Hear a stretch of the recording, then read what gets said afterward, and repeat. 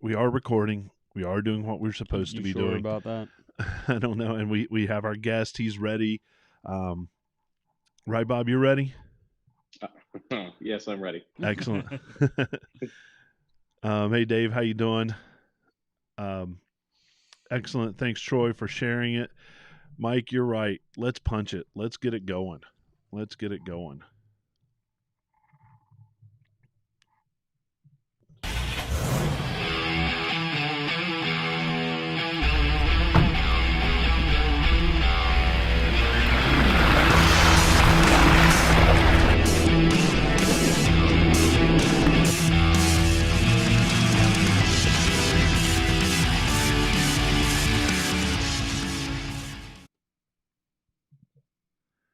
Well, hello and welcome to the Jeep Life Podcast. We're a podcast where we just celebrate that Jeep life. We live it as much as we possibly can. We do all the cool, fun things out with everybody. And we just, today is a perfect example of how we can live that Jeep life. And, I'm here with my... You mean getting a letter from your H- homeowners association because your best friend's doing donuts out front of your house in his Jeep? Yeah, that best friend. Billy, how you doing, man? I'm doing all right. Wasn't feeling good this morning, but doing a little better. I hope you get feeling better, man. Ate some bad food, so. I didn't cook it, by the way. No. It wasn't me. Happens to all of us, so. Yeah. But doing a little better. Snow's out on the ground, so had to get out and enjoy that four-wheel burnout, that rear-wheel drive, just spinning around in a circle. Yeah. Lots of fun. Nice. Yeah, you doing donut. You're a king donut, though. I try to follow you somewhere, and there's snow on the ground. He's doing a donut. Just spinning. Yeah, if you get to an intersection, nobody's around, he's going to spin it around. And the other thing is, everyone out there, I make sure I'm safe when I'm doing it. I make sure there's no one around. If anything, my Jeep and myself are the only ones that are going to end up on its side. Yeah. So. Yeah, I keep my distance. Yeah. And on my other side, he made it here safely, much to his chagrin. Don, how you doing, man? Good. How are you? Hey, man, how was your drive here? It was a little slick. Yeah? Surprisingly, a lot of traffic out. Really? Yeah. I noticed that, too. More than a usual Sunday drive here. That's interesting. It is. More Billies are out there. Yeah, right. I don't know. There's some people really creeping on 78. Oh, yeah, I bet. By the way, I saw a pretty awesome, what was it, a Ford Explorer truck? Oh, yeah? Do you remember that? Oh, the Sport Tracks. The Sport Tracks. Yeah. Saw one of those lifted on like 37s driving out front of me, and I was like, oh, that's pretty cool. Pretty cool. Oh, yeah.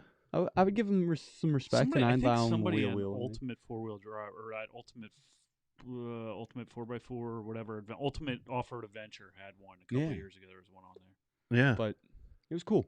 All right, so we are joined by a guest. Don, you want to introduce our guest? I do. So we have Bob from the tuning school. And Bob, I apologize, but I don't want to butcher your last name, and I'm horrible with names. That's awesome. It's okay. It's Moriali. Moriali. Okay, so that's what I would have said if I'd have done it. Would you? I would not. I would have. That would have. I wouldn't have either. It would have had like a Welsh twist Moriali. to it. Listen, I get Morales a lot, but I can't make a Cuban sub to save my life. Oh man. So, do we want to jump into it now? No, we'll bring him on a little bit later. All right. We've got our regular podcast to go, and we of course make our guests suffer through that. Yeah, right. Thanks. So Bob, feel free to jump in and participate. We'll get that view time any way we can. That's right. I'm going to Dairy Queen. Perfect. We have to tease, our audience just to keep them, wanting more.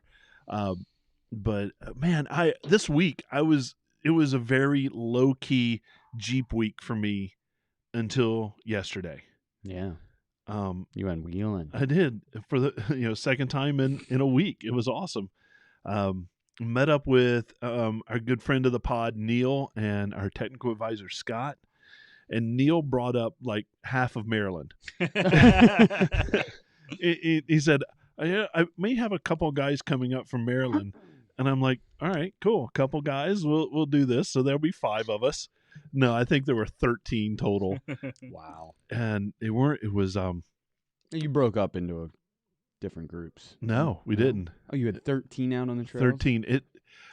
So at first I was, and Neil, I apologize. I cussed your name about 9 times as we're going out Trail 12 at AOAA, and I was livid. It took an hour to get out to the Overlook, Oh, wow. and I was like, "You got to be kidding I me!" want to see how Is- fast I can get out there in the buggy. Well, we had 2 stock Tacomas.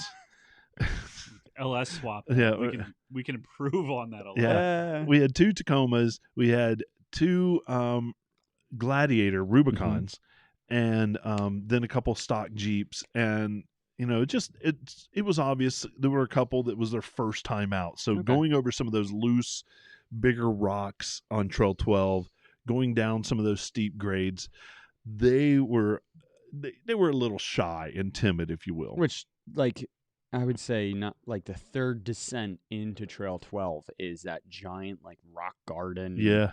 And it's not difficult, but, like, Well, if they're- you've never they're- done something, they're loose. yeah, they they're- move. They move, Yeah. and guaranteed it's always going to be loose there. Yeah. And then you ride past the giant coal vein and you That's cool. reach out and pick some to heat your house for the rest of the week. Right. And then, of course, on the way back, that trail is narrow. 5 other Jeeps were trying to get out Trail 12. So that was interesting with new people trying to get through that. But then we got smart. When we got over to Barney Rubble, we sent half the team that really couldn't handle Barney Rubble. They went off and did, the greens around Barney Rubble and then met us down at the bottom. Right. And then, some of us went to the easier part of Barney Rubble, and Neil and Scott got them through that. Which there's the ski hill over there too, right out above Barney Rubble. Yeah. You ever see that? Yeah. Yeah, that's the one that Chris and I did. Yeah. That's that Yeah. real steep with the shelves on it. Right. That'd Yeah. be fun tonight. Yeah. Right. It You would. wouldn't make it up. No way. No way. But it was, it was good. It was fun. And, we ate some lunch, then we went out to BA, and I think everyone should go out to BA at least once. And those independent front suspension rig, Yeah. they weren't able to handle Right. some of that stuff. So, we sent them on Trail 9 around BA until we can meet up with them again. And, it was just a good time. It was a perfect day. I really enjoyed it. And, it was good. And I lived a couple times Mm-hmm. Yeah, I watched. on it, which was fun because I actually did a Facebook Live down the harder part of Barney Rubble. You guys have been very proud of me. Yeah. I did it all mostly without anybody helping me out with that. So Neil came up about halfway through, and Well, you've said that your seat time is really paying off, and you're more aware of your confidence when you're off road. yeah. It's So- seat time, Right, and it's seat time. Holly talks about that all the time. Seat time above all else. And Ah, she's getting yeah. plenty of seat Yes. time out of KOH. Right Yeah, now. right. How about it? But I did do a little contest and I heard that. had So a who- couple who- people. So I had a couple people that reached out Well, while we're what there. what was the contest? Well, the contest was just if you're here, the first 2 people that email info at Jeep Life Podcast, Yeah. I'm going to send you out a day pass Yep. to AOAA. Yep. AOAA is a huge. I mean, that park is just awesome, and the director of operations, Dave, is a good He's friend of the incredible. pod. Yep. It's, Um, somewhere around like 10,000 acres or something? No, I think it's more than that. I It's- thought it was like 22,000 or something like It's that. Oh. crazy. It's huge. You can wheel all There's day. not there's over necessarily. 100 miles of Yeah. trails. Yeah. And Dave is a huge friend of the pod. We walked around his Jeep yesterday. He has 5 different Jeep Life Podcast stickers That's awesome. and decals on his Jeep. So it's pretty awesome Yeah. that he's that big of a supporter. And he gave us some passes to give away. And so Sean Judd and John Wallner were the first 2 to hit me up. A couple Nice. others hit me up a little bit later, and I did. I thought I got you right. I know Eric Ammerman tried to win the last Yeah. contest, and Well, He was the only one that sent anything in. yeah, that's true, but he's still not a winner. No. But Well, I shit, think now I I think gotta pay for his pass. He's I like, know, told him I'd give him one. I think John's on listening with us tonight, and congratulations to Sean and John for winning. And I would love, it's great having Has that. anybody called in? Nobody's called in. Well, what the hell, man? All right, here's what we're gonna do. Next contest. Next contest, we're gonna announce it right now. The first 2 people that call in and leave a voicemail and tell us how amazing the show is. Basically, the next 2 people that call in and kiss Terry's and ass. kiss our ass. Gets No, they're going to get a hat. Oh. Ooh. See that hat right there on the table? That's going to go to one lucky winner. I've got another one right over here that's going to go to a second one. So the first 2. This isn't a hat. That's not a I hat. was just Well, gonna say it can be. Yeah, It can be. looks like our new dunce hat. The first two people to do that are going to get hats. Cool. How's that sound? Sounds good to me. All right.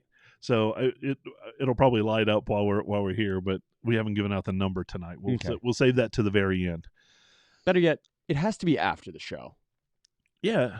Yeah. It should be after Not the show. even tonight. Like, you got to do it later in the week. Like, it starts tomorrow morning. All right. Let's say Monday morning. Monday morning, 8 a.m. Anything over that Yep. gets First 2. Yep. First 2. You can't be right now. You got to remember No, this shit. You're right.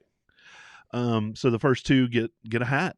And also, That's awesome. When is the show going to be released? It'll be tomorrow, probably sometime. Yeah. Okay. So the hats that you see on the front, and Don and Bill both are wearing them. These are limited edition hats made by a friend of the pod. If you want Mike. a real limited edition one, I have Yeah. one covered in oil and grease. That's like super. That limited is- that's- edition. That's Yeah, primo. mine too. That's primo. So that's our giveaway. But we also have don't we have another contest? Yeah, 500 subscribers, which we are currently at. Our YouTube subscribers, if we 500, 379 YouTube subscribers that's right up. now. That's up. That's When awesome. we hit 500, we're going to do the same contest as we did before when we hit, 350. Yep. And what we're going to do is we're going to take our entire subscriber list, randomize it, pick a random number, which that number is not picked by any one of us. It is a randomly generated number by a random number generator software on the internet, which works really well. It does work really well. And then we're going to have an awesome prize pack for you. Yeah. And it's not just a hat, or it's not just It's going to be a couple it's things. it's a prize pack. Yeah, it's a Yeah. prize pack. Our last winner was Steve Ide, and I have yet to see him, so I haven't been able to get him his prize pack. But he knows where I live, and I know where he lives, so we're good. Excellent. But no, I will mail this stuff out. I love doing that. I still owe Marvin Stammel stuff from last year. We'll get it out. Yeah. I get my stuff out. I don't. All right. We do have. That's why you're. when I that's why talked you're to president. Steve, of the he was like, podcast. Yeah, well, yeah. I'll see you. I'll see you when All I right. see you. Perfect. You know? I'll have Perfect. it for you. I told You him know, that. what does a boss do when they got slacky for employees? They do the job. That's right. Get on That's it. right. man. Yeah. Get on It's it. your- The guys. only way Come to on. do it right is do it yourself. Yeah, that's right. Does anybody have the itinerary up for the night? The I outline? had it No. up. You know, Yeah, I do. Right here. who Which- wants to read an Oh, you're gonna make awesome me read? review? Which- Yeah, Was this man. the one that I asked you for and you never sent to me? This is from Bad Biker Dad. Oh yeah, Bad Biker Cool. Dad. I like that. Yeah. Fun and full of info. I'm brand new to the Jeep family, summer of 2020. Besides the Wave, I knew nothing about the lifestyle. These guys are hooking me up. I'm not sure of the depth of their bios, but the knowledge they lay on me every week is pretty epic. All kinds of crazy, useful, and sometimes useless info. Which we have a lot of useless info. We are kings of the useless info. Yeah. Example, I know now more about winches than I ever have thought possible. Stop looking around for a Jeep podcast and sign up for this one. Oh, dude, that just warms That was my good. heart. Bad Biker Dad, shout Yeah. out to you. Yeah, absolutely. Yeah, that was on Apple Podcasts. So there was another one now. It was one. We got Rich- we what? had Rich Bennett. We also Yeah. had a message from our Facebook, one of our Oh, yeah. listeners, Dave. Yeah, oh yeah, He did tune in tonight too. yeah. He I was saw a- him on there. He was asking whether it's Central Time or Eastern Time. And What does his say? he hold on. Do you have read that? the other I'll one? read. I'll bring I'll it up. read Rich's. If I can get it full on the screen. Rich Bennett left us a message on Facebook. He said, wanted to say hi from North Carolina. Was catching up on some episodes last night while camping out. Originally from Northwest New Jersey and wheeled Paragon all the time. Wow. Yeah. Yeah. So that was when I started wheeling. Paragon was in its final days. Oh yeah, That's going back 20 years ago. it's some time ago. My Mitch, my buddy, Yeah. his dad wheeled Paragon. Yeah. Oh, And wow. he was like, I cut my teeth in that part. yeah, There you go. he was like, the stuff that they had there was, They had some cool sometimes it was stuff. some next level shit. Well, they had like a bridge made out of logs, and they had to Oh, literally traverse it. Yeah, Yeah. it was like 2 logs lashed together, Yeah, and then another 2, and you had to drive across this Oof. ravine. uh, It was pretty cool. so hearing your stories bring back nice memories of living out that way. But I love North Carolina. And then he sent some footage from his camping, his drone footage, and That's awesome. it was quite beautiful. So it was awesome to hear. Cool. And Dave Wilmont just stumbled across your podcast on Apple Podcast yesterday, and man, am I hooked.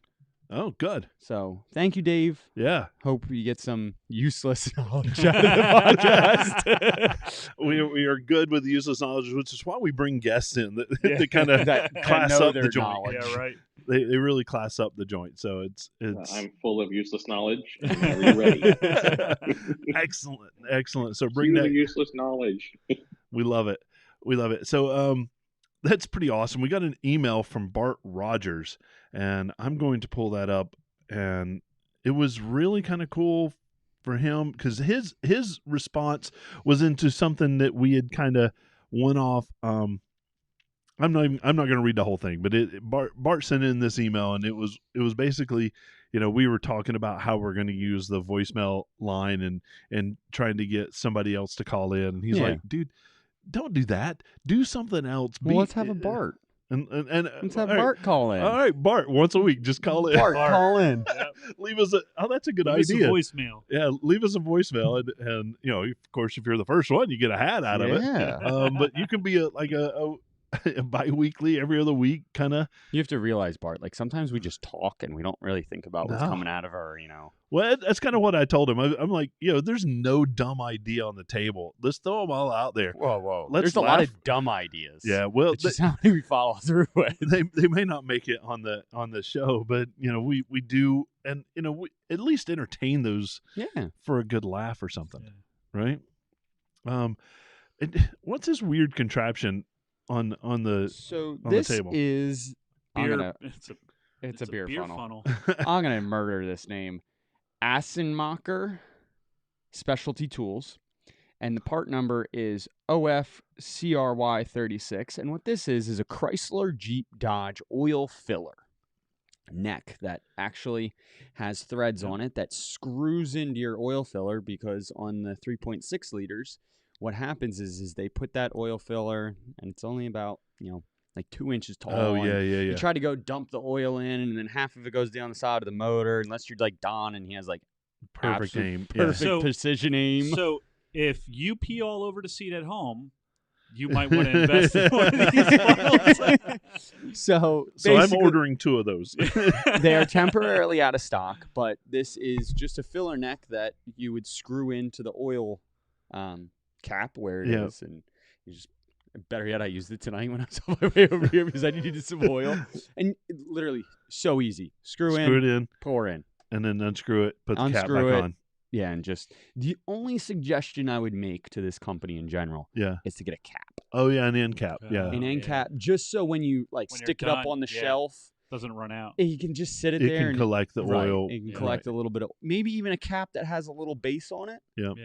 like or a little pocket in the bottom. Oh So you yeah, can yeah, reuse yeah. it. So Maybe like not a even 3-inch reuse it. base. Yeah, that you can. Yeah, just something you could screw in and Yeah. stand it. Yeah, Billy that's definitely is brilliant. not PA Dodge. See, I'm No. thinking reuse that. I don't want to have to pay for more oil than Yeah. Oh yeah. You're a I'm cheapskate. putting Yeah. that right I back like in. it. Well, I mean, I'd have to probably collect it over a little. Yeah. Over time. I try to make sure everything gets in the engine. Yeah, you want to. I mean, the way that thing burns oil. It doesn't burn oil; just collects it in a catch can. Do I like that? So who makes that? it says AST on the top. Is that kind of Astonmacher Specialty Tools. all right? They're on. It's on Quadratech's website. We'll put up a link on the show I'll notes. throw the, And yeah, temporarily out of stock right now, just because it's $26.99, okay, and it's like it's one of those funnels that you buy it once and you're never gonna buy another one. right. Yeah.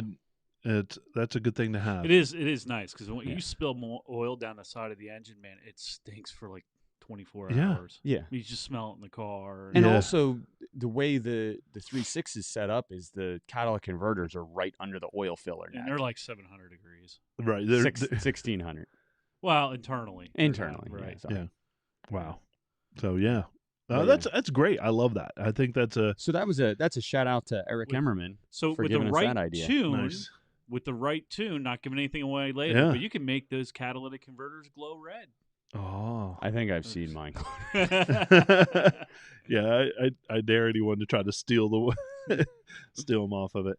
So let's give away what we're talking.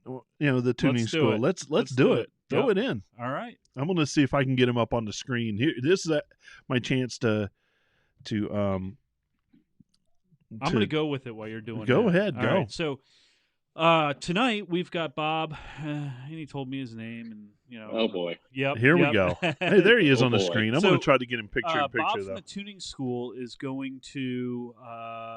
He's actually going to talk to us a little bit tonight about what some things that you can do to your 3.6 liter engine. Maybe do some comparative talking between the LS swaps. Hey Bob, there he is. Hey, I heard your challenge about glowing catalytic converters. Challenge accepted. Perfect. So, and here's how I came across the tuning school. Met Bob not too long ago, but we were at SEMA this past time around, not the one that they bailed on, but obviously 2019. Yeah. More rally.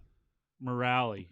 Moriali. It's very Moriali. long. You got to put some flair. I'm going to screw that up time and time again because it's got more than 4 letters. Wow. Yeah. It was hard growing up with that, man. Come on. Yeah, I bet. I bet it was. So we were going to put we still are. We're going to put a dyno in at the school. And the idea is we're going to do a dyno room. Our most popular class is our engine class. And Yeah. we're always looking for ways to improve it. And short version of a long story is we're going to buy some LSs. We're going to put a dyno room in. And we're going to. So it's going to be engine dyno, or It's going to be an engine dyno. So Okay. they're going to build the engines, and then we're going to dyno run them. And we want to merge that class with our engine electrical class, which is learning all the sensors. And, Right. so we want that was one of our goals in hand, was to research this. No better place to research things than SEMA. We go Right. to our dyno place. We're looking at their dynos. We like them. We start talking to them about who do we use for tuners? And I mean, in the back of my mind, I knew HP tuners, Right. and I'm thinking we're probably going to end up at HP. And they said HP, so we go over to HP tuners, and they're talking about stuff and letting us play with the software. And HP tuner stuff is phenomenal. It's fairly, I mean, if you understand the science of how it works, the tuner itself isn't super hard to use, but it's you got to learn all the theory you behind got to learn all the of theory behind it. But HP tuners are phenomenal. Right. The way they do everything is phenomenal. Why we were there, I don't know a whole lot about using HP tuners, and certainly not near what you would learn at the tuning school. We've done some stuff back in the day when Chrysler would, they called them integrator charts, and you could go in and play around with those. But they point us over to the tuning school. So we walk 1,500 miles across SEMA over to where the tuning school was, and we met one of the gentlemen that works for Bob, Brian, who's like, the guy's phenomenal. Anyway. So I have a question for you. HP Tuners doesn't sell to like any Joe Schmo. You have to go through a company that would sell you the software. No, I think I was on their website. Like they'll Oh, so they You can will. buy it direct, They are an end you cut. can buy it through a reseller. Yeah. Yep. Okay. Yep, yeah. So it's an either or. You can buy Yeah. it through a reseller. You can buy it through. Yeah, and it's not that expensive. I Right. mean, the packages, you need a good laptop, and I think HP, the hardware itself is a couple $100, and then you buy. We have a really popular bundle that works well for people when they need a decent laptop, the HP tuners unit, and some of the sensors like a wideband. Right. So you do see people doing that quite a bit. So you Yeah. don't have to worry Cool. about what's what they need to get started. Yeah, yeah. All right, so you got to meet these guys Well, I didn't at meet SEMA. Bob, but I met Brian. But then we Okay. started, as we were planning this engine Yeah. lab in this class, we started talking with Brian and Bob. And anyway, the tuning school, I'm sure, not to, take this away from Bob and so he doesn't have to pat himself on the back. But the Let's do tuning it. school, it turns out, I mean, is probably, it's renowned. I mean, they're doing stuff all over Texas, All right. Florida. So they're the best of the best. what is the tuning school? Appreciate Because my picture in my mind is I'm sitting looking at a blackboard up in the front and taking some numbers in a calculator. Bob, what the hell is the tuning school? Wow. I don't know how to even answer that one, man. So I just feel like all of us really learn in a hands-on method really the best way. It's all the classes we do, it's all hands-on dyno tuning classes where you're going to learn by doing. It just seems to be how people absorb. It's how I absorb information the best. So if you do end up coming to a live seminar, we have a lot of fun, and you do get a lot of laptop time to get over that kind of keyboard anxiety, so to speak. And then, tuning vehicles in the process. We literally do them live, and it's not us, the instructors, doing it and you watching so much as it is you participating and learning, and then going home and saying, I just drank from a fire hose for 2 days and I need to do some more of this. Nice. That's just the way it is. For a couple of days of knowledge, it's really good to give you a process to go home and work with. Nice. And you guys special with you're specializing with HP tuners, correct? Yeah. It's the thing is, tuning is so complicated that it's complicated enough that we don't make anything generic. So you end up with a course that is dedicated to your software platform you're working on, like HP tuners. Right. You've got vehicle platform you're working on, like Jeep or whatever it is that you're tuning at the time. So it's not just like a bunch of theory, because then you're going to go home and go, I don't know what to do with all that. It's literally process oriented, process driven, step by step. Do this, check that. Do this, check that, and then you watch your power build in a progression. And that's it's a good, safe method to approach it as. So Right. we have a lot of fun with our students, and we just try and avoid the boring stuff, man. We try and make sure you learn and you can go home and actually tune, or at least take a good stab at it, And that's kind of how we got hooked up, because as we were explaining to what we wanted to do at HP, at their booth at SEMA, they said, "Oh, do we have the people for you? They're doing what you want to do already, So, and of course, we're going to do it we're working with high school kids, so it won't be the same level, but and like I said, I haven't heard enough good things about the tuning school. Oh, thanks, man. Yeah, Appreciate that. it's So who are your students? Are they just people like me that has a JK parked out, in the front driveway, and I want to, soup it up a little bit, or are you working mainly with shop owners or techs to learn? It's a good mix. It's a really good mix, and it depends on the location. Usually, we get a lot of shop owners, a lot of guys that want to tune and really keep the revenue stream in their shop for tuning. Yep. Also, to keep down I would call it liability of you doing all the hard work, bolting the parts on, and then somebody else comes in your shop and goes, "Yeah, you did that wrong, and I blew up your car. So sorry." You don't really want that as a shop owner. Right. It's a bad thing.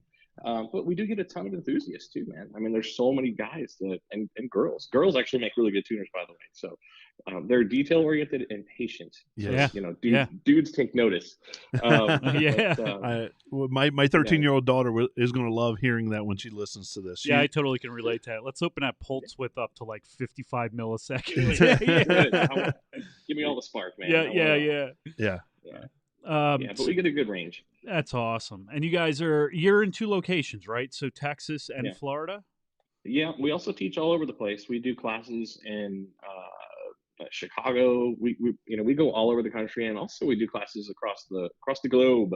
So we've traveled to the Middle East. We've traveled to Australia. Wow. So we've kind of been a little bit of everywhere. That's cool. We really do enjoy, work on getting guys to understand and girls to understand kind of how to make that vehicle respond the best they can. And it's not just full throttle stuff. It's a lot of the time it's drivability. It's how can I get this to idle better, or how can I get this to, get me around town better, or go off road better. I mean, those are all things that are it's where we actually spend the bulk of our time when we teach, because I like to say we could teach a 10-year-old how to do full throttle tuning in 3 pulls. Right. That's not the hard part. The hard part is getting this stuff to work together that was never made to work together to begin with. I mean, You know, Mm. it's a guy with a catalog. It's dangerous. Right? Sure. So, okay, you guys are nodding your heads over there. Yeah.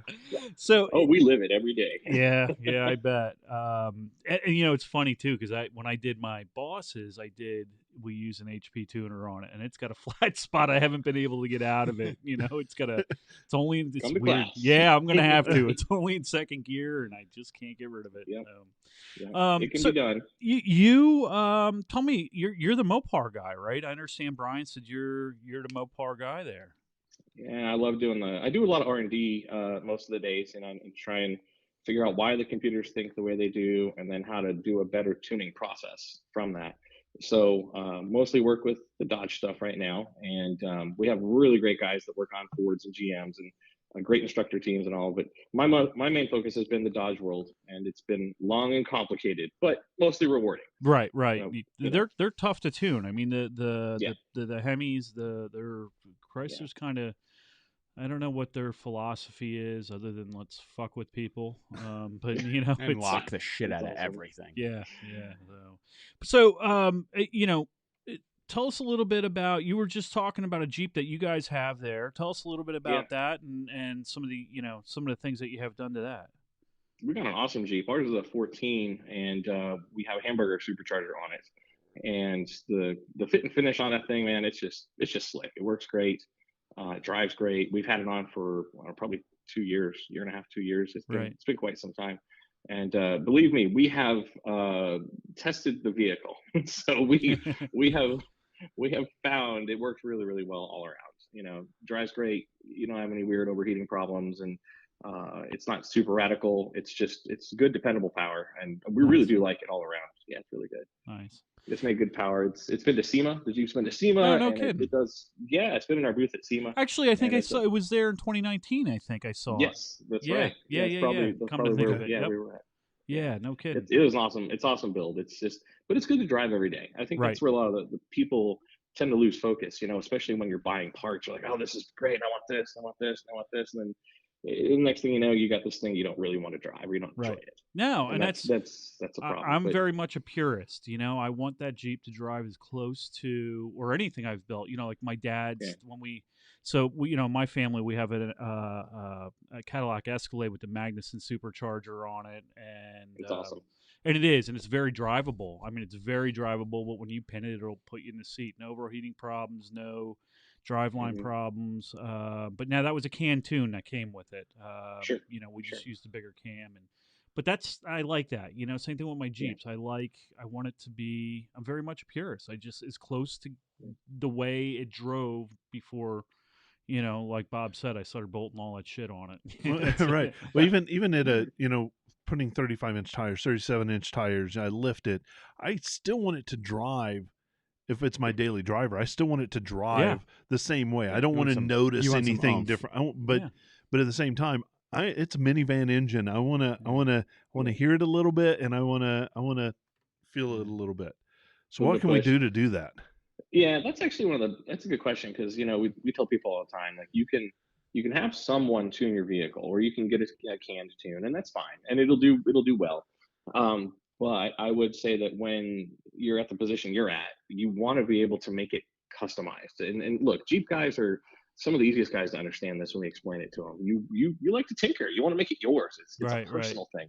The way I like mine to drive is different than you're going to want yours to drive and yours to drive. And, you know, like I like the throttle in a certain rate. So when I roll in the throttle, and if I'm at 30%, I'm getting X amount of power, because that's how I want to feel that surge of power come in.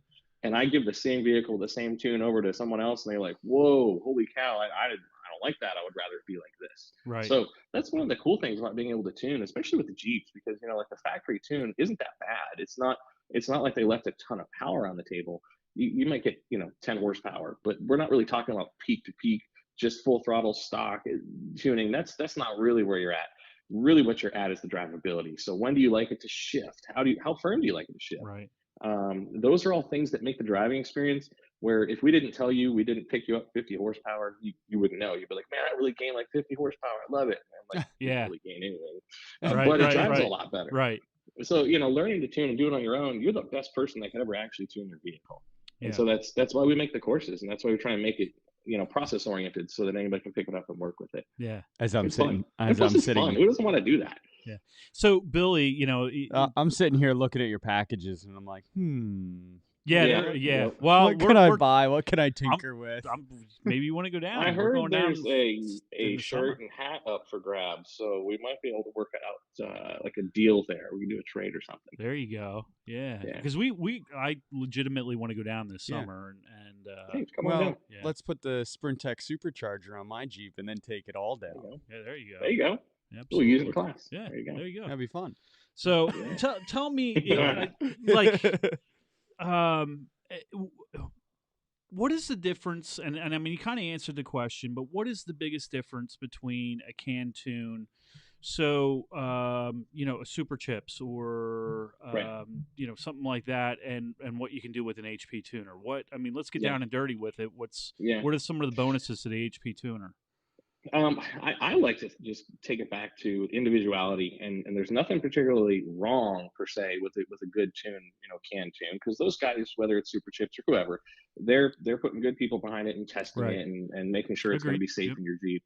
But at the same time, I go back to with an HP tuner's unit, you can do anything. Like you can do idle, part throttle, full throttle, spark, fuel, torque management, how the throttle behaves, transmission controls. You have a huge range that's more than just for like a typical can tune, it's going to be a couple buttons, whereas this is, you've got a laptop, you've got something to work with. And really more importantly, when it really comes down to the nitty gritty of it, the scan tool is so good. That's what allows you to see what's actually going on in a way that makes sense. So you're looking at these lines, like on a heartbeat chart, going, okay, what's actually happening with my engine? Where could I maybe add some spark to pick that up in the mid range that I couldn't otherwise do, or whatever it happens to be that you're working on. Like for a lot of the drivability, it's how does the power build? Maybe I want it to build a little slower. Like maybe I'm going crawling, maybe I'm going off road, and I don't want super quick throttle response. I want to do something that is a little bit more dampened. There's situations, I call it situational tuning. And our Jeep course actually is based on that premise that Jeepers in particular maybe don't want to know how to do everything to the nth degree, but they want to know that when they go out in a situation, they can either figure out or upload and play with a tune for that situation and go, this is so much better in this situation. That's to me is what really makes it tangible. Yeah, and that's, I mean, you hit the nail on the head. You can you can really slow down that throttle response so the Jeep's smooth. Speed it up, slow it down, do what you want. Yeah. I mean, you want to make an aggressive street tune, so you just roll on the throttle and it just takes off to overcome the big tires. Go for it, man. That's part of what makes it great. Yeah, that's cool. Well, let's dig a little deeper. Like, tell me about tuning. If I want to, if you were to give somebody a 10-minute lesson on tuning, I mean, what do they need to know? I mean, I don't think people quite understand when you plug that box in on a can tune and hit download. What's going on? Yeah, they don't get it. Yeah, it's that magic in the background, right? Right. Yeah, that's what's going on. So usually when you do a can tune, or even a good custom tune, you're going to hit some generally the same things in the same zones, which are going to be, fuel related, spark related, airflow, torque management. Those are your basics. And just starting at the beginning with fuel, a lot of the times the factory calibrations are, either way too aggressive or way too rich, too lean. You can make some adjustments to make the fuel come in how you want it, especially if you've modded the vehicle. So like, as soon as you change parts on the vehicle, you're changing the airflow of that engine. And so you need to go in and make some adjustments. That's fueling is important because, if you put a supercharger on, you're going to want a different air fuel ratio than you would without a supercharger. Correct. So you typically want it to be a little bit richer, and you'd want to make sure it's safer. And that's a part of it. So fueling is a big part of it. How quickly the fueling comes in, another part of it. Spark is super important. With Spark is one of those things that is almost too good to be true, because it's like Spark's free. Fuel costs money, but Spark is free. And so I want more of it, right? So we get these guys that tend to go argue and go, I just want more Spark Advance, more Spark, and that's a lot of the older guys that are maybe old big block Chevy guys. Right. If I'm not running 40 degrees, I'm losing power. And I'm like, no, step away from the keyboard, man. Like, no. We need to have a talk, man. But spark is one of those things that we do teach you to creep up on, and that's what you find in your can tunes is they may be a little conservative on that, but on purpose because they Right. don't have your actual vehicle there. And to be completely honest, and I'm sorry if anybody is actually listening who I'm talking to, this might be you, but you might be that guy that says I'm going to run 93 octane, and you actually don't. Right. That is Right. a tuner's worst nightmare Yeah. because our job is to calibrate that thing to run on the fuel that you say it's going to run on. That's one of the most important things. So it creates a bit of a problem. Spark is the fun thing, but it's also too much is a bad thing. That detrimental. Well, that's Yeah, like we teach people everything. kind Too much creep of a up on good it. thing is Yeah. not, Yeah. a bellyache. But he's It- right. I mean, so there's a lot of older. I mean, a lot has changed in 40 years. Yeah. So So you're there's a right. lot I of mean, VVT and adding more spark Well, changes. so we used to. I mean, when I first, my dad was a car guy. So Right. when I was 13 years old and we were tuning on his, his trucks, his big Right. block Chevy, it was let's hit 38 degrees total advance and we'll start I there. can feel it, man. Yeah, yeah. So nowadays, I mean, especially with supercharging, and you can build some serious pressure in that combustion chamber and do some damage.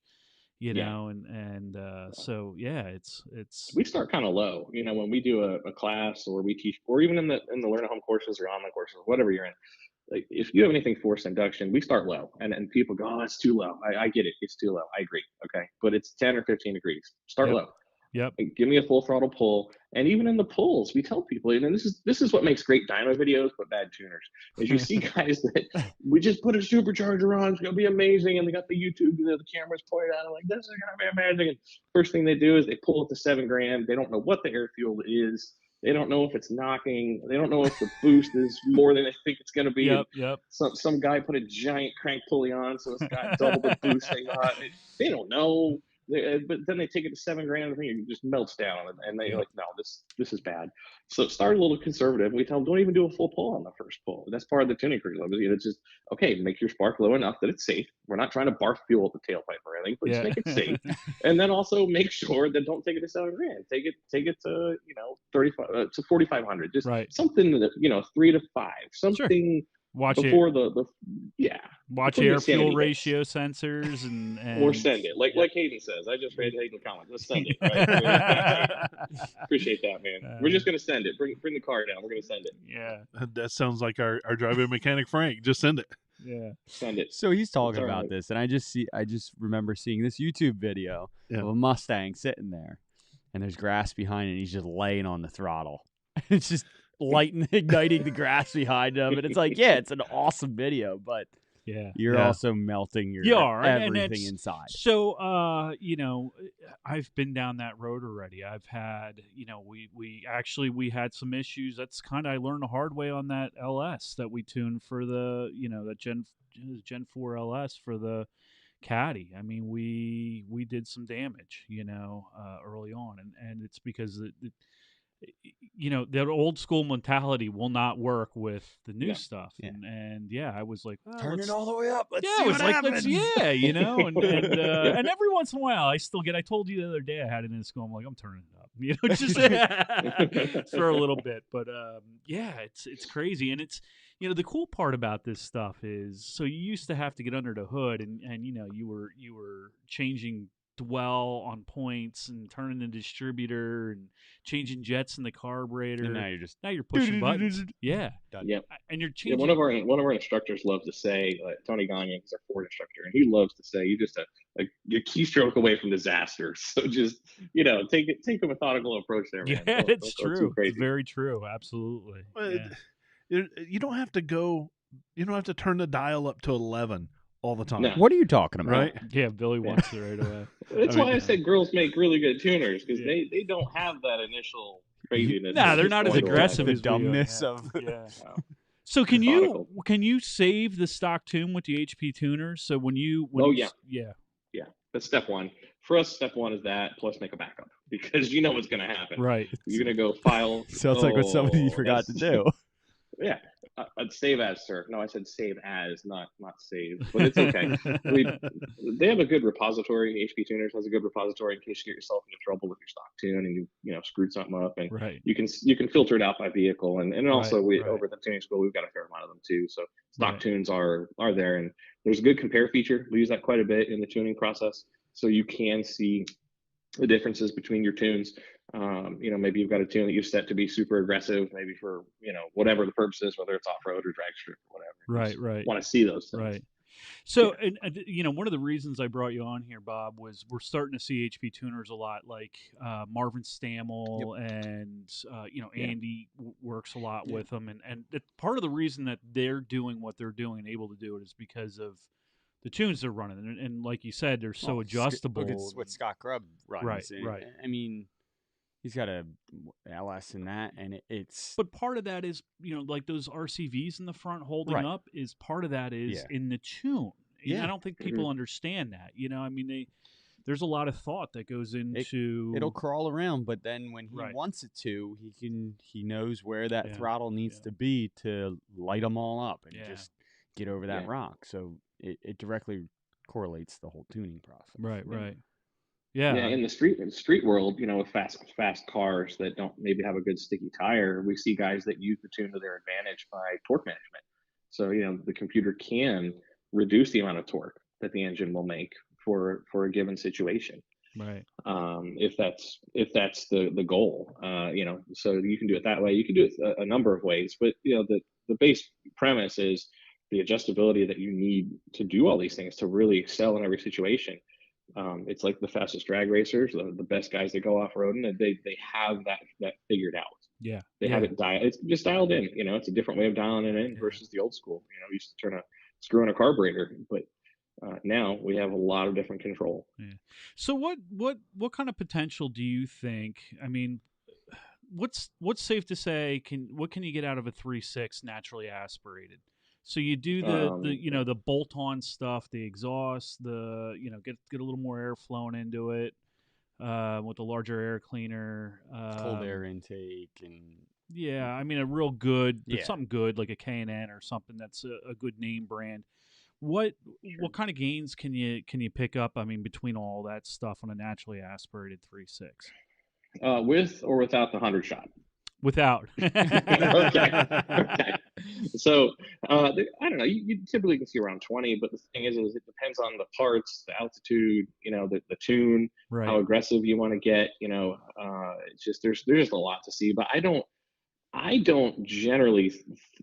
I don't try and push for that normally. When I talk to guys about it, there's nothing wrong with having a great intake, nothing wrong with having a great exhaust. Don't buy them betting on power. Right. Don't buy them betting on the torque increases. If it happens, it happens.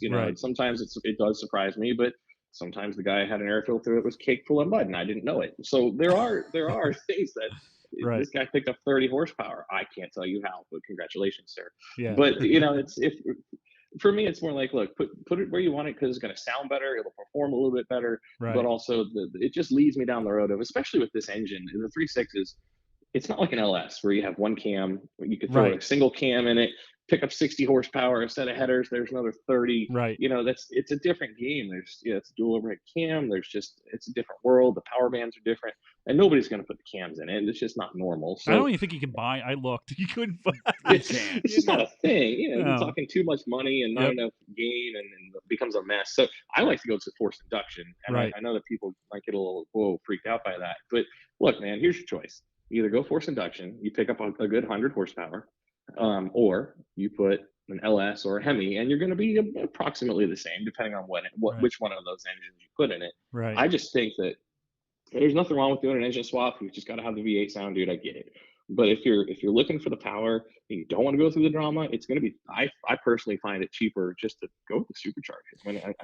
I agree with you because I do have another LS sitting at the shop and I was dying to put it in, but I'm reading a lot of wiring harness issues. So harnesses aren't routed like they would have at the factory and are rubbing through. Some tune issues where just odd stuff, leaving people sit, etc. I think I'd rather have the reliability. Keep it for a drift truck. Yeah, Or the buggy. or the buggy. I want to put it in the buggy, Yeah. So, Yeah. but yeah, I think with the reliability and the 3.6, I mean, you've certainly done a lot more with these 3.6s than I have. So maybe you can chime in, but I think it's a great engine, bottom Yeah, end for sure. solid. For sure. Yeah, I mean they did it well. I don't really see anything that freaks me out. My only caveat with any kind of force induction is, and we talked a little bit about this earlier, I think, is what is the customer going to do when he goes home? Is this guy gonna, it Yeah, left the shop at 6-8 pounds of boost. It's safe, pump gas, premium pump gas. It's a happy engine. Did the guy, like, we actually had a customer do this like 10 years ago, and this dude came in 3 times after we put on his combination, and every time I put it back on the dyno and try and diagnose his misfire, I mean, he'd have a spark plug hit, and I'm like, how? I don't get it. Every time I put it on, it had 2 pounds more boost than the last time, and so like, okay, sir, I can't help you. Stop messing with it, right. But as long as the boost is reasonable, the power is fantastic, the reliability is there, and just I like them. I like the combos. I think they just pull well, they drive well. People won't generally complain about it because it's not a big choppy cam that everybody Right, loves, right. for a couple of minutes, and then they get mad about it. Yeah, great. Oh, I really appreciate you coming on. Do you guys have any other questions? Like he's answered everything I've ever wanted to know. I don't even Back know it up. enough to ask a question. I'm just sitting here going, all right, Don, you're going to take care for this for me Yeah, when I'm ready here. No, That's awesome. I'm starting to see a lot more of this in the off-roading world. So it's funny, everybody started watching like the Street Outlaws Right. on Discovery Channel. You see those guys out with their laptops and Yeah. and they're changing power curves or whatever for traction, adding more power. Now all of a sudden, I thought this would be really cool to have everybody on because we're starting to see the introduction of it in the off-road. Yeah. And Yeah. I But also, what another thing people don't realize is like these guys have like hundreds of hours of time and effort into Yeah. creating all these tunes, and when they're clicking a couple buttons, yeah, they are just clicking a couple buttons, but that everything was figured out beforehand. Yeah. But it's Yeah. not. So HP tuners, Bob, correct me if I'm right or wrong. I mean, they'll give you you start with the stock tune, but you can also, I think they have some suggested tunes that kind of get you in the vicinity. I don't. Yeah, I don't normally find that, but that Maybe depends on not. Maybe it's who your buddies are. right. If you have some buddies that maybe have some of those combinations already, sometimes people will, like I said earlier, use that compare feature and just kind of see what's been done. What did this combination like? Did it Right. like a lot of spark? Did it like a little? If you're using it for that capacity, I don't have a problem with it. I just tell people that's cool, but use it to kind of get a judgment. But Right. start your tune like it's a unique tune for like it's never been done in history. And I Right. know that usually people, they might bicker with me about that, but the reality is, look, guys, every vehicle's different. I know they all make them the same at the factory, but there's still a 15% margin of variance at the factory, even that they know. Right. They automatically know this. Right, And, right. tolerances stack Yeah. one way or the other. Yours might have more compression than his. Yeah. So, treating each vehicle and every tune uniquely is really, really important. Right. And that's why the processes are important. So if you Right. follow the tuning process, that it works well because you got the feel right, you got the spark right, and you got the torque where you want it. That's a part of it. When you're done, you're like, that was awesome. That's good. I just think this is going to be the next big thing. I mean, this is Yeah. you're going to start seeing people learn how to do this and wanting to learn or paying other people who know how to do it, to do it for Sure. them. Well, I think there used to be a stigma to bringing out a computer and needing it on a car. It was the thing that oh man, they can't work on these cars because they're all computerized. Yeah. Right. But we have to advance. We are humans that we build better tools every day. Yeah. And having computers and sensors and stuff that can control things happen so much quicker than manual controls, right? Yeah. And then to be able to pull out a computer and be able to change something on the fly when you're out in a remote section of a trail. Yeah. How cool is that just in the look at- off-road industry, Just right? Well, like and it's like- Jesse from Fast and the Furious. Dude got his laptop out back in Yeah, like 2000. 2001. His little Right. Jetta. He starts tuning I shit. Yep. really think this is going to be Yeah. this is going to be leaps and bounds in the off-road industry, and I really think it's the secret and the sauce. Like I Mhm. think it's going to enable a lot of us to do a lot more with what we have. Yeah. There are times, I don't want an aggressive throttle when I'm crawling. Mhm. I just Mhm. don't. But there are times when I need throttle. When Yeah. I'm in some loose dirt, low traction situations, and I want the response, because if I Yeah. want to get off of it, I don't want this thing to keep revving, or when I get on it, I need that right away. Mhm. Super Chips does a great job. I've run them already, and they have like a crawl tune, and they have. Yep. But here with this is the difference. If you have the means and knowledge to do it, the HP lets you maybe Oh, you can combine two of fine-tune- those. Yes. Yeah, fine-tune Yep. things that will fit your Yeah. Jeep and So- your personality. Where that is Right. just a generic, let's Yeah. plug it in and Right, hit right. go, and it just Right. feeds it all in. But Right. that might not be exactly what Right. your Jeep needs, Yeah. right? Where this is. And correct me if I'm wrong, but it allows us to just kind of fine tune things the Yeah. way you Yeah. want it It's like for the your EQ, vehicle. It's like the EQ in your mixing board. then, Right, right, it's exactly. the same thing. It's awesome. Yeah. Right. It's true. Yeah, like so- we have a Jeep enthusiast course that's actually built just on that premise. So you could do crawling. You start with that as your template, and you run it, and then you go feel how it is, and then you go, oh man, I'd like it maybe a little less sensitive or a little more sensitive. And it's pretty much what you're talking about. That's what you're saying is the next evolution. I remember back in the early 2000s and late 90s when we were just really getting into tuning, and we had guys that didn't want to bring a laptop anywhere. They thought it was crazy. Yeah. And we'd show up with a drag strip with a laptop, and we forgot all our tools one night with one of our vehicles. Just totally forgot them, and we only had a laptop. We picked up a half a second in the quarter mile because we were forced to use it. And back then, we didn't even think, wow, Yeah. this is an effective tool. And not to mention troubleshooting, because Right. if I have a vehicle, I had a friend of mine bought a Corvette recently, and I know this is the Jeep thing, but it does apply. Okay, Right. You're going to see this happen, right? He calls me. He's like, the car's broken. It's got maybe like 30% the power it used to. I don't know what's wrong. I don't know. So he brought it over, and I drove it. And I'm like, this thing's a turd. It's got no power. I'm like, what did you do? You've had it like 3 days, right? And he's like, I don't know, man. Just out of the blue, it happened. And so I hooked up the HP tuners unit and I scanned it. And then I went for a drive, and I realized this is not getting the air that it needs. So as a diagnostic tool, I was able to realize that he needed to stick his hand under his front bumper and remove the plastic bag that has enshrouded his air filter. Oh. Yeah. Yeah. Yep. Power restored. I'd like a $100 tip, please. Exactly. And a nice case of beer. Yeah. Yes, and absolutely. there we go. Yeah. Can't Yeah, go that- wrong with that. That's all we need, man. Bob, it's been awesome to have you on here. Where can people learn more about the tuning school? I mean, it's as simple as thetuningschool.com. Is Sure, it that sure. simple?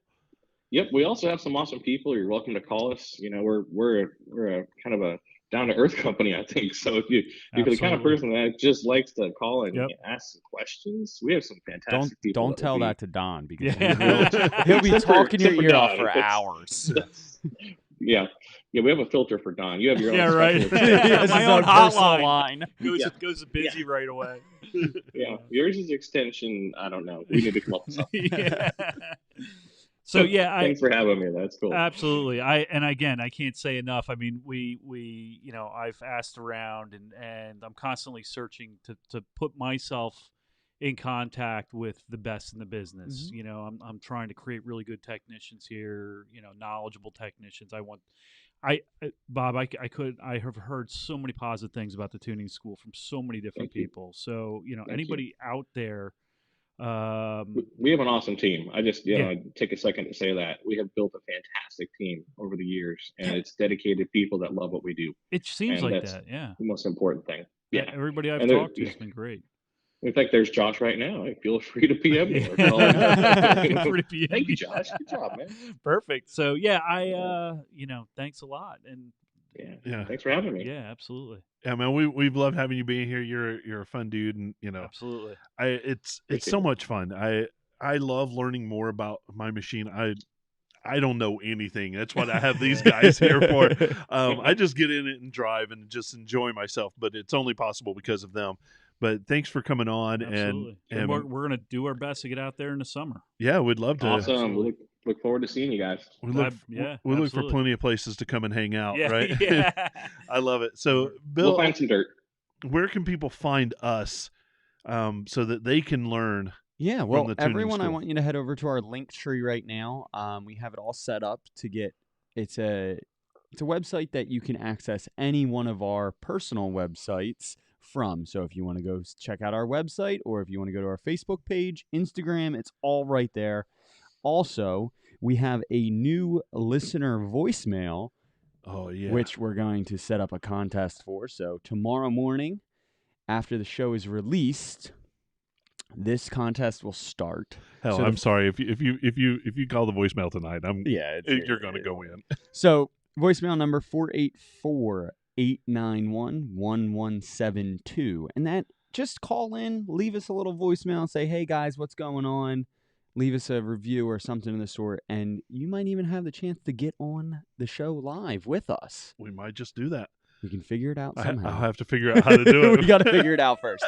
But as always, Instagram, Jeep Life Pod, Facebook, Jeep Life Podcast, and just, it's real simple. And also, we have a YouTube contest going on right now. When we hit 500 subscribers, we're going to randomize all of our subscriber list and pick a random number, and you might be our very lucky winner to get a Jeep Life Podcast swag bag. I love it. And I just put a new video in the Dropbox today, so it'll two go videos up. to go out this Yeah. week. Frank uploaded a video, our very own driveway mechanic. He's been getting back at it since he's found people with garages. So I love it. Yeah, because it's cold right now. Yeah. It's probably about 6 inches of snow out there too. Oh, at least. I can't wait to go least. out and play in it. Cool. All right. So for our friend Bob, at the tuning school, Bill, Don, this is Terry, and here's a big Jeep wave to you, everybody. Have a good night, everyone.